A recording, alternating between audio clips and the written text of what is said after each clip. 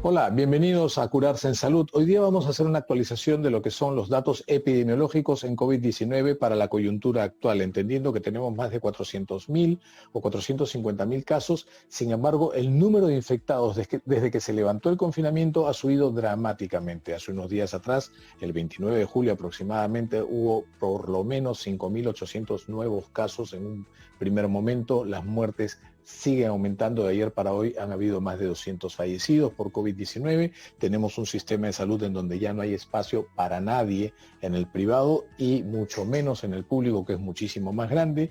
A veces siento que uno de los factores de riesgo para tener COVID severo y morir es estar en nuestro país en esta coyuntura sanitaria actual. Vamos a conversar entonces acerca de cuál es nuestra responsabilidad para cuidarnos, porque mejor no contagiarnos. Volvemos en un instante. Y bien, ya estamos con el doctor Miguel Ángel Tresierra Ayala. Él es médico epidemiólogo, profesor de salud pública de la Cátedra de la Facultad de Medicina de la Universidad César Vallejo, es salubrista, administrador en salud. Vamos a conversar con él acerca de cuáles son las cifras al día de hoy, en qué ha cambiado esta epidemia en nuestro país. ¿Cómo está, doctor Tresierra? Muy buenos días, un placer conocerlo y tenerlo en el programa. Cuéntenos un poquito. Gracias. ¿Qué ha pasado? Buenos días a todos. Buenos días. ¿Qué ha pasado desde que se levantó el confinamiento? La gente pensó, se levantó el confinamiento, se acabó COVID, porque pareciera ser que todo el mundo ha salido a la calle, pero más que a trabajar y a reactivarse económicamente, a reunirse con las familias, y creo que eso podría explicar el alza en los casos, o usted nos podría ilustrar de una manera más completa y mejor. Los casos están en alza por dos razones. Uno, porque no se entiende, la población aún no entiende la contagiosidad del virus. No, lógicamente nosotros estamos educados para el contagio de virus a través del aspecto respiratorio, está en el aire, y no hemos entendido muy bien, el pueblo no ha entendido muy bien cuál es la probabilidad de contagio por contacto, ¿no? Todo el mundo dice, ¿por qué si es respiratorio tengo que estar lavándome las manos? Entonces y es que este virus cambia ciertos conceptos en cuanto a modo de transmisión. Entonces, pensamos de que porque estoy yo en confinamiento domiciliario y porque uso la mascarilla ya estoy protegido. Sin embargo, todavía no se entiende muy bien, la persona que puede sentirse protegida está contagiando. Y la aparición, algo que llama la atención probablemente también frente a la situación de otros países, es que aquí tenemos un buen porcentaje de asintomáticos. Y yo diría más que de asintomáticos, oligosintomáticos, porque sí ha habido alguna tosecita por ahí, sí ha habido algún dolor pulmonar por ahí, y la persona la tomó como un asunto estacional, vano, ¿no? Pero resulta la positividad con el IgG. Entonces, esas personas creen que usando la mascarilla están pudiendo acercarse a las otras personas sin saber que a través de la propia mascarilla podrían estar portando el virus, ¿no? No solamente en la garganta, sino en la parte exterior de la mascarilla. No hay muy buen programa de educación o de información a la población. Entonces, por un lado, todos estamos saliendo ahora de casa, vamos a visitar a la familia y aquí pues hay un problema conceptual. Nosotros hemos hablado mucho de la distancia social. Y bueno, pensábamos, pues, distancia social porque estoy lejos de mi padre, lejos de mi madre, y ahora habremos notado que hay un cambio en el glosario de términos de la autoridad de salud. Ahora hablamos de distanciamiento físico. Socialmente podríamos estar cerca, pero físicamente debemos estar lejos, ¿no? Desgraciadamente, este asunto ha salido un poco tarde. Doctor, ¿y esto podría explicar el incremento en número de casos, o usted tiene alguna otra explicación para entender que tenemos pues más de 400.000 infectados, de un día para otro 5.000, 4.000 infectados? Sin embargo, la mortalidad, si bien es cierto, ha aumentado también, pero no tenemos esas cifras desbordantes que tenían España o Italia, o que tuvieron en su momento España e Italia. ¿Eso se debe también a la manera en que la gente no ha entendido claramente el mensaje? Yo pienso que es una parte. Una parte es por la propia salida, van a visitar a la familia. El peruano es muy de interiorizar el concepto de familia, muy de familia nuclear. Entonces vamos a visitar a la familia sin darnos cuenta de que estamos llevando esa probabilidad de contagio. Y la contagiosidad del virus es terrible, pues, ¿no? Entonces, por un lado, es eso. Ya no tenemos los focos llamados mercado, llamados paraderos de buses y estas cosas, sino ya los contagios están apareciendo en reuniones familiares, amicales, ¿no? Desde el punto de vista social.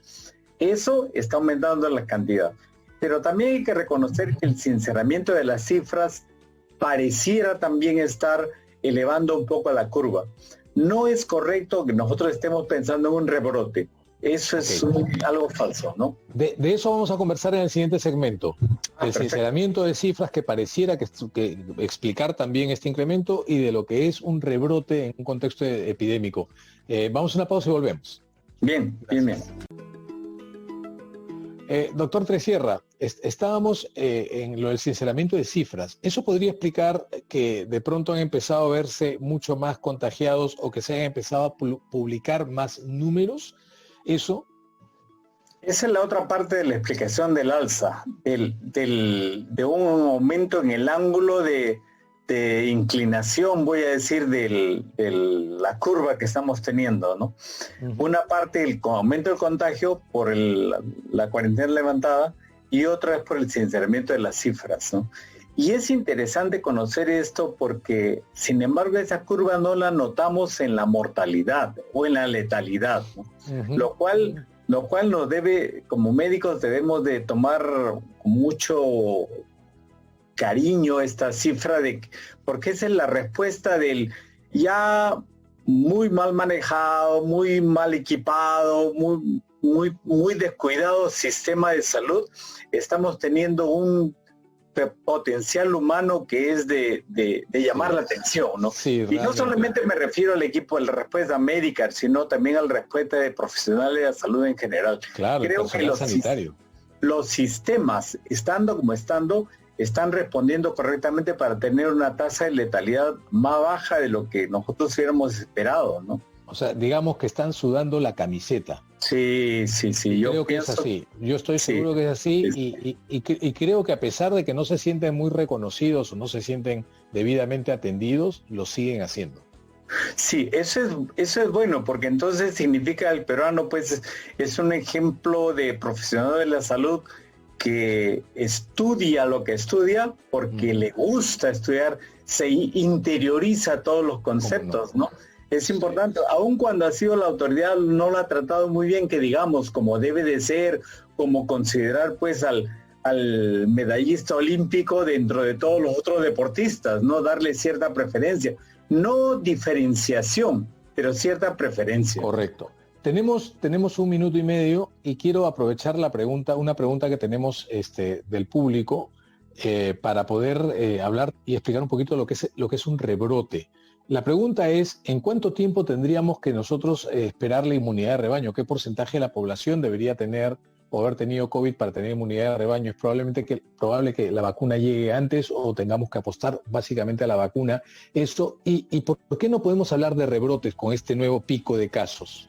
Bueno, se dice rebrote cuando ya nosotros estamos controlando la difusión de la enfermedad y nuevamente, o sea, llegamos a la meseta o al pico para hacia abajo y nuevamente aparecen más casos de lo que esperábamos, ¿no? Yo pienso que no tenemos la figura de rebrote acá. El aparente rebrote no es más que una curva que está subiendo y simplemente ha aumentado su verticalidad. Entonces no podemos hablar de rebrote. Lo que sí está sucediendo, por ejemplo, en Japón, es una marcada curva horizontal y súbitamente aparece subir. En Australia, Australia están celebrado el control de la enfermedad, pero probablemente han tenido inconvenientes y ha vuelto a subir allí. ¿Cómo no? Esos sí son rebrotes. Ahora, inmunidad de rebaño, finalmente. Sí, la inmunidad de rebaño hay que tener pues un buen porcentaje de la población infectada. Y desgraciadamente aquí, bueno, acá tenemos una ligera esperanza de que vamos a tener población infectada asintomática o oligosintomática, pero hasta dónde a mí me toca la parte buena y a mí me toca la parte mala, ¿no? ¿Cuánta población tenemos nosotros con comorbilidad? No hay mucho cuidado en el adulto para respecto a estas comorbilidades. Entonces, la inmunidad de rebaño, que se considera por encima de los 70% de la población infectada, yo pienso que eso depende mucho no podríamos estar diciendo dentro de 2 meses, 3 meses, porque depende de las cifras que recién se están sincerando, ¿no? Hay estudios de prevalencia en Iquitos, en el mismo Lima, el doctor Munaico ha hecho un interesante estudio de prevalencia, pero yo pienso que no podríamos estar pronosticando cuándo. ¿Cómo? Y en cuanto a la vacuna, primero que debemos de saber que es un virus RNA y es muy difícil manejar una vacuna RNA por el cambio siempre que hay del método viral, ¿no? Sin embargo, creyendo lo que nos están trayendo las informaciones, yo pienso que sí hay una esperanza. Dios quiera que no, con una tasa de mortalidad controlada, hay una esperanza por lo menos para el principio del próximo año tener la vacuna. ¿Cómo no? Doctor Tresierra, infinitamente agradecido, un placer conocerlo. Igualmente. Tenerlo en el programa. Muchas gracias, muchas gracias. Espero poder contar con su ayuda en una próxima oportunidad. Muchísima suerte. Gracias. Gracias. Nos vamos a una pausa y volvemos con lo último de Curarse en Salud.